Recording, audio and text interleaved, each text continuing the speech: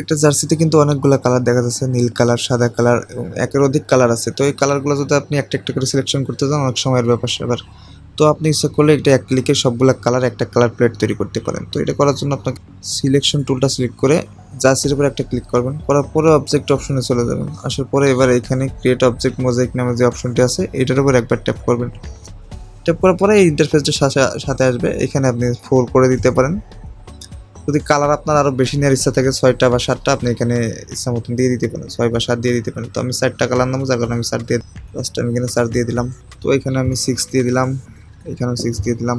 তো নিচের দিকে আসলে ডিলিট রাস্টার, ডিলিট রাস্টারে ক্লিক করার পরে আমি ওকে বাটনে চাপ দেবো। চাপ দেওয়ার পরে আমার জার্সিতে যতগুলা কালার ছিল সবগুলা কালারের একটা কালার প্লেট তৈরি হয়েছে। তো আমি এখান থেকে একটা একটা করে কালার নিয়ে আমি অন্য প্রসেসে কাজ করতে পারি। তো যতগুলা কালার জার্সিতে ছিল সবগুলাতে একটা কালার প্লেটে রূপান্তরিত হয়েছে। তো এই ছোট্ট টিপসটি আপনার সাথে শেয়ার করলাম। আশা করছি আপনারা যখন ডিজাইনের কাজ করবেন তখন এই টিপসটি আপনাদের কাজে লাগবে। তো অসংখ্য নানান টিপস পেতে আমাদের চ্যানেলটির সাথে থাকুন। সবাই ভালো থাকবেন, সুস্থ থাকবেন। খোদা হাফেজ।